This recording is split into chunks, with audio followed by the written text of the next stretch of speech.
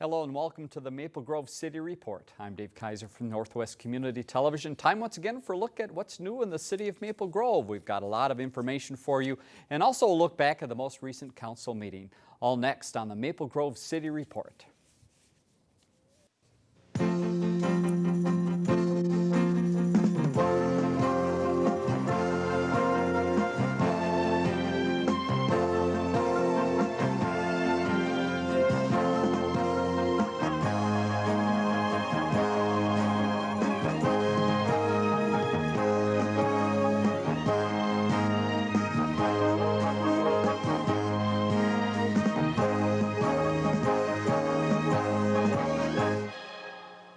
And thanks again for joining us on the Maple Grove City Report. I'm joined by City Administrator Al Madsen. Al, welcome again to the program. Thank you, Dave. As you see stacks of paper in front of Al, that means a lot of information to pass along. We'll get to the council meeting in just a second. But first, how about a little history of Maple Grove? Before the show started here, Al and I reminiscing a little bit about Pierre Bottineau and some of the things that he had to do with the finding of Maple Grove.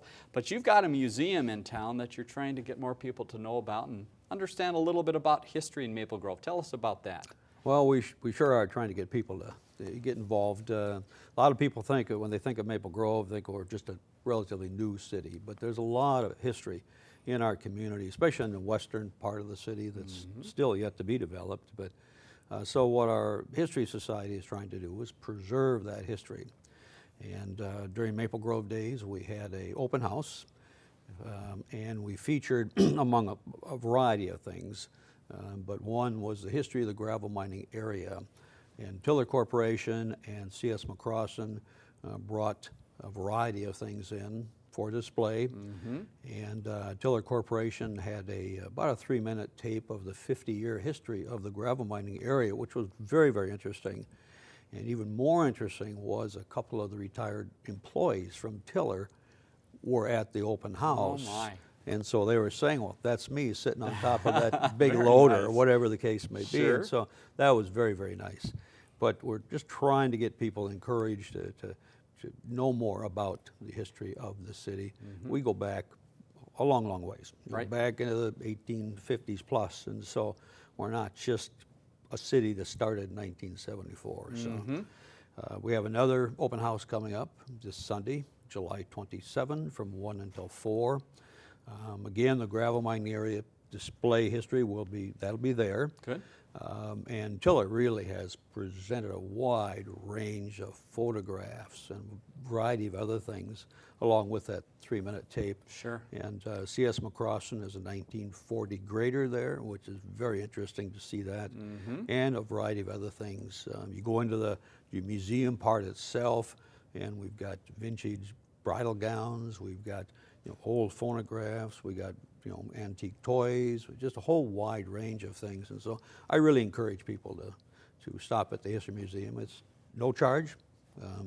So July 27, Sunday, from 1 until 4 will be our next open house. So. And again, the location for people that don't know, it's in a larger building that you'll find in town. Yes, enter the south drive of 9030 Forest View.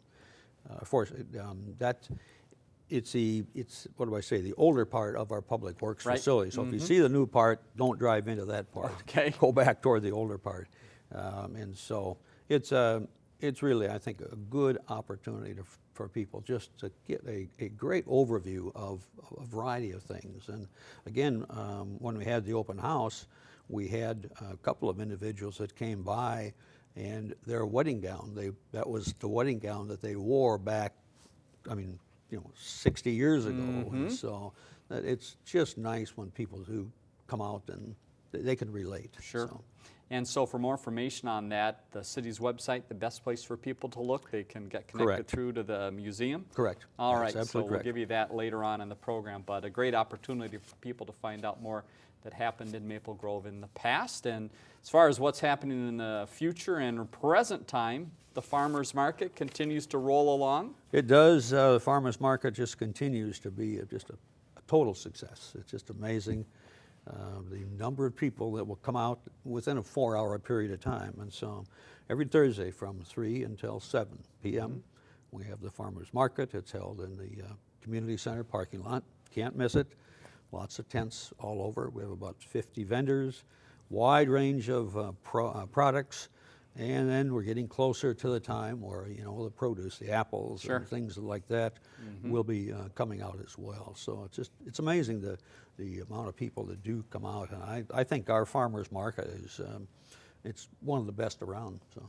I was up there the other day doing a story about the upcoming National Night Out, which we may talk about, but we were there on a day of the farmers market, and we were there about 2:15 or 2:30, and somehow some shoppers snuck in early, so I don't think people can wait to 3 o'clock. They're there early, and the vendors obviously happy to sell, so Right. some of the action even gets going a little bit earlier. It does. We have signs that say, oh, not till Yeah, 3 o'clock, wait. but there's a lot of folks that, I don't want to wait till then. I want to get my product now. Want So that best radish or whatever it might be, right? That's absolutely right. So it's a wildly successful event, and this is our 11th year. So Fantastic. Hard to believe it's been that long. it really is. It truly is. So another part of our farmers market is the Power of Produce, which is a program for kids. Kids that are ages 5 to 12, they can come, and every market they come to, they'll get a $2 market coin, and they can use that then to buy their own product. okay. And so that has been very, very successful. I keep thinking that we've had over 600 kids signed up for that already, and I think we've only started. This might be just our third market that we've started, the Power of Produce. Very good. So, between Carol and Kirsten, they are coming up with all kinds of unique things to have at our farmers market. So. And if people are interested in those coins, my guess would be they go to the main booth, if you will, in the middle of the market where you find Carol or Kirsten and be able to get that coin? Absolutely right. Okay. Absolutely right. Good. Go to the market information booth. Right. A couple of things. We just came off of a very successful Maple Grove Days. Yes. I had the honor of helping you announce the It was parade, great fun. and it was my pleasure to help you. We And, survived. They didn't throw us out, right? No, they didn't. So, well, you had the camera, so they're going to hang on to you. Right, so. right. It was a very successful event. The parade was, you know, as good as it gets. My deepest appreciation to Don and Betty Skoglund. They have been the chairman of that for Yes. many years. This is their last parade. They'll be retiring from parade chairman. They have a great committee, though, that's in place. But I just want to thank Don and Betty Skoglund very, very much for their hard work. Putting together a parade is not an easy thing. That's a lot of work. They so. have helped Channel 12 for many, many years as well to make sure we had our location set and a nice trailer to sit on to be able to see things. So thank you very much. We had, so the parade was very well. We had the coronation, Friday night, of our new Maple Grove ambassadors. The ambassadors will be at the August 18 City Council meeting to introduce themselves.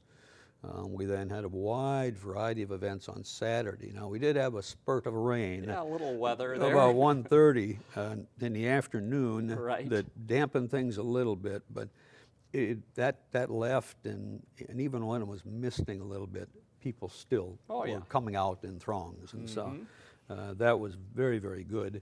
And fireworks that evening went over very well, and just another display of fireworks. And so we had the art fair Saturday and Sunday on Main Street, had the bed races, the classic car show.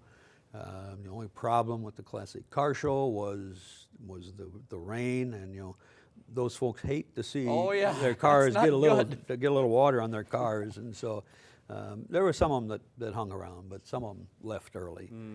But overall, Maple Grove Days was just continued to be great fun as always, and I want to congratulate the Maple Grove Community Organization, Deb Syrie, who's the president of it.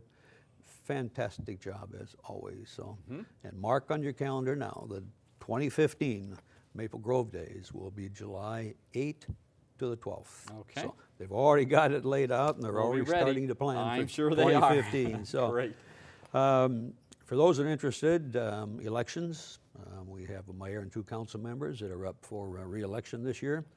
And the filing opens July 29 and closes August 12th. So if anybody's interested in running for a council position. And for people that hear a lot of talk in other cities around the area about primaries, just to explain the situation in Maple Grove does not have primaries. And Correct, we do not. chances are you may see a rather full ballot. Is that correct? Tell us about that. Could very well be, yes, depending on how many people do sign up to run for the office. But we do not have a primary. Yes, you're right. So, Okay, good. and that weeds out the people, but in our case, no, we don't have that. So, you mentioned National Night Out is coming up. That is August 5. Always a fun time. Last year, Maple Grove was first in national competition for National Night Out. We're hoping that will be the same again this year.